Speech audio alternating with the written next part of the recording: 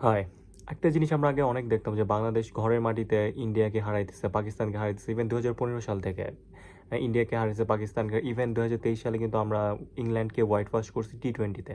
কিন্তু এত বড় বড় অ্যাচিভমেন্ট নিজেদের ঘরোয়া মাটিতে থাকার পরেও কেন বাইরে যেয়ে আমাদের এত ভরাডুবি হয়? কেন আমরা টিকতে পারি না? কেন আমাদের তাদের সাথে তাল মিলাতে পারি না? না আমরা রান রেটে ভালো করি, না আমরা বোলিংয়ে আমাদের বোলারগুলো খুব একটা ভালো করে। বোলারদের পারফরম্যান্স যদিও যাও বা এভারেজ থাকে, মোর দ্যান এভারেজ, কিন্তু ব্যাটারদের কিন্তু একটা ভূমিধ্বস, এক ধরনের ধস নামে। বাট এই ধ্বংসটা কেন দেখি? এর অন্যতম কারণ হলো পিচ। এই পিচটা আসলে মাঠের অনেক কিছু ম্যাটার করে, যেটা আসলে বর্তমান বাংলাদেশের ক্রিকেট ফ্যানদের জন্য সুখবর যে এই মুহূর্তে বাংলাদেশের মিরপুরের পিচটা বদলাতে শুরু করছে। আমরা কিন্তু যেটা ওয়েস্ট ইন্ডিজ সিরিজে দেখছিলাম, কিন্তু পিচটা একদম পুরা কুচকুচে কালো ছিল, যেটা কিন্তু অনেকটা থ্রেটেনিং ছিল। ইভেন এই পিচ নিয়ে কিন্তু পুরো সারা বিশ্বের মানে খেলাধুলার যে ধরনের ক্রিকেটের যে ধরনের গণমাধ্যম ছিল, সবগুলোতে কিন্তু আসলে নানা ধরনের মজা করা হয়েছে এবং সবসময় কিন্তু এই পিচ নিয়ে কিন্তু অনেক কথা হয়েছে। ইভেন সাকিব আল হাসান নিজে বলছে যে এই মিরপুরের পিচে যদি কোনো ব্যাটসম্যান কন্টিনিউয়াসলি খেলতে থাকে তার ক্যারিয়ার কিন্তু শেষ হয়ে যাবে। কেন বলছে? এটা কিন্তু যথেষ্ট লজিক্যাল রিজন আছে।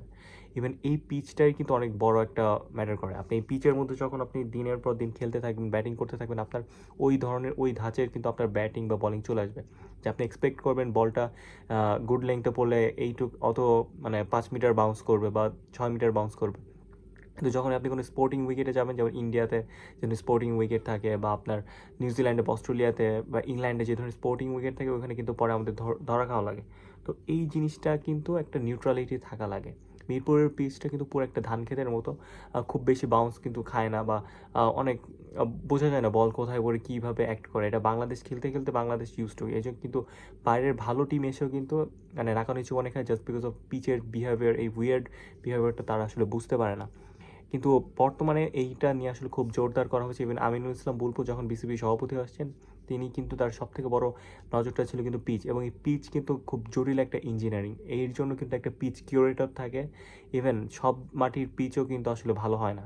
এটা কিন্তু স্পেসিফিক কিছু জাতের মাটি আছে। এটা বাংলাদেশের যশোর থেকে আনা হয়েছে। যেমন আমরা কিছুদিন আগে খবর পাইছিলাম যে বিসিবির ২০ লাখ টাকার মাটি চুরি করা হয়েছে। একটা পিচের মাটি প্রায় ১০০ গজ থেকে ১২০ গজ থাকে, কিন্তু এত মাটি কে চুরি করবে?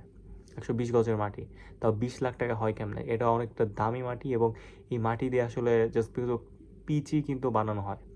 এটা কিন্তু আপনার আঠালো মাটি না, আবার কোনো কাদা মাটিও না যে যা মন চায় তাই আপনি করবেন। তো পিচের জন্য কিন্তু আলাদা ইঞ্জিনিয়ারিং আছে, আলাদা পিচ ভালো করার জন্য এটা কিন্তু আলাদা এক ধরনের পড়ালেখারও কিন্তু একটা বিষয়। এবং বাংলাদেশের খুব সম্ভবত এখন যে পাকিস্তান যেই পিচে খেলছে, এই পিচটা কিন্তু অনেকটাই বেটার। যে লাস্ট ওয়ানডেতে আমরা দেখলাম যে পাকিস্তানে কিন্তু ৯৯ রানে ৫ উইকেট পড়ে, এবং ৫ উইকেট থেকে তারা কিন্তু একদম ২৭০ পর্যন্ত চলে যায়। বাকি ৫ উইকেট। এটা কিন্তু সহজে যাইতে পারতো না যদি পিচটা খারাপ থাকতো। পিচটা ভালো ছিল দেখে সালমান আলী আঁকা কিন্তু এতদূর টানতে পারছে। পিচ যদি মিরপুরের আগের ধান ক্ষেতের মধ্যে থাকতো, জীবনেও এটা ২৯০ পর্যন্ত, ২৭০ পর্যন্ত টানতে পারতো না। একদম ১২০ রানের মধ্যে পাকিস্তান অল আউট হয়ে যেত। জাস্ট বিকজ অফ পিচটা ভালো, এর জন্য কিন্তু আমরা ভালো একটা খেলা পাইতেছি। ইভেন এটা কিন্তু বাংলাদেশের জন্যও ভালো। বাংলাদেশ যখন ইন ফিউচার অ্যাব্রোডে যাবে, বড় বাইরে যেয়ে খেলবে, বাইরের দেশে যেয়ে খেলবে, তাদের কিন্তু খুব একটা অসুবিধা হবে না। কারণ তখন তারা সিমিলার কাইন্ড অফ পিচে তারা প্র্যাকটিস করতেছে। তো এটা বাংলাদেশের ক্রিকেটের জন্য যথেষ্ট ভালো, এবং বিসিবিকে সাধুবাদ জানায় যে বাংলাদেশের পিচ নিয়ে মনোযোগ দেওয়ার জন্য, এবং পিচটার ফলাফল পেতে আসলে শুরু করছে ইতিমধ্যে বাংলাদেশ। আল্লাহ হাফেজ।